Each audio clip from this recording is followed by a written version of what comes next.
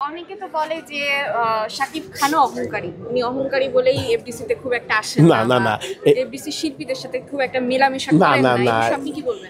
এটা ভুল ধারণা ভাই। সাকিব ভাই কোনো অহংকারী না, খুব ভালো মনের একজন মানুষ। এখন যদি আমি সাক্ষাৎকার দিতেছি আপনাদের মাঝে, ওইখানে দাঁড়ায় রয়েছে না সাকিব ভাই, এই হাসমত কেমন আছস, এই কথাটা বলে, হাসমত কেমন আছস, তো তার দরকার আছে।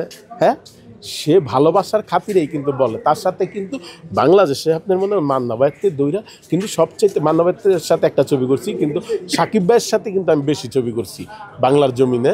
তারপরে মনে করেন আদারওয়াইজ এই যে রুবেল ভাইয়ের সাথে 6-7টা ছবিতে অভিনয় করছি, আলেক ভাইয়ের সাথে করছি, তারপরে এই যে এই সাইমন, বাপ্পি, নীরব, ইমন টিমন, সবার সাথে 2-3টা করে ছবি, আরজু, সবার সাথেই কাজ করছি, কাজের মাধ্যমেই থাকি। কিন্তু আমি দেখছি যে সাকিব ভাইয়ের মতো মানুষ, অমায়িক একজন মানুষ, সে মনে করেন হয়তো দেখা গেছে সে হয়তো বড় কিছু নিয়ে ভাবে, মেগা স্টার যেহেতু বড় কিছু নিয়ে ভাবে, সেই জন্য আর কি সে সময় দিতে পারে না।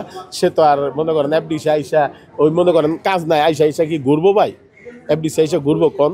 আচ্ছা, যে বলে যে শাকিব খানের সুপারস্টার মানতে চায় না, সে কি কমু, সে একটা হয়তো বোকার স্বর্গে বাস করে।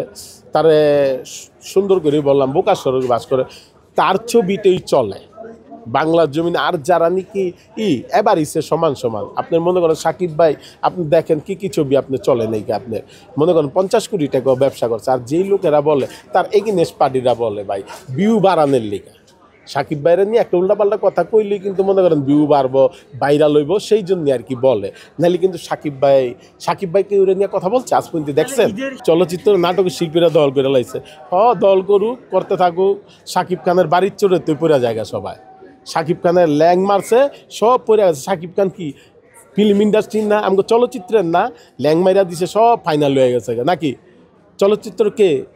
হ্যাঁ, তারাও আসুক, তারা নাটকের শিল্পী, তারপরে সিনেমা শিল্পী, তারাও আসুক, তারাও সিনেমায় গেম করুক। আমরা চাই তারাও সিনেমায় সুপারস্টার হয়ে যাক। সাকিব ভাই যেরকম একদিন হয় না, তিলে তিলে তিলে তিলে তিলে তিলে হয়েছে, এরকম করে হোক। যেমন কিছু কিছু নায়ক আছে আপনার এই যে আইতাছে, এই মিডিয়ার থেকে আইতাছে, তারা যদি সাকিব ভাইয়ের নিয়ে কুটুক্তি করে কথা বলে, সেইটা ঠিক না। আমার কথা কি, তারাও চলুক ভাই, তারাও তো একদিন সাকিব খান হইব না? অহংকার কাকে মনে হয়েছে? মান্না ভাইয়ের সাথে আমি একটা ছবি করছি, তারপরে সাকিব ভাই, তারপরে মনে করেন আরও কিছু শিল্পী আছে, এর ভিতরে সাইমন ডে মনে হয়েছে নিরহংকার। আর যে কয়জন আছে অহংকারী, আরও কিছু লোক আছে অহংকারী। ইমনও নিরহংকারী, ইমনের সাথেও কাজ করছি আমি 2টা ছবিতে। তারপর নীরব ভাইয়ের সাথে করছি। আর কিছু শিল্পীরা আছে ভাই এমন অহংকারী দেখায় ভাই, এই অহংকারের কারণে ভাই সেই জন্য ডাইভার হয়েছে ভাই হিরোরা। কিছু যদি ভালোবাসা দিয়ে করতো, এই যে কিছু মানুষ আছেন, কিছু হিরোইন দেয় অভিনয় করতে, নাই কইতে আইয়া মেকআপ রুমে বসে, তো আমরা তো আসসালামু আলাইকুম মেকআপ রুমের সালামটা দিয়ে ঢুকি মেকআপ ম্যানের, কিন্তু তারা সালামটাও দেয় না। তো দেখলাম ওই মেয়েটা আমার চিনে না, সরল হাসমতকে চিনে না।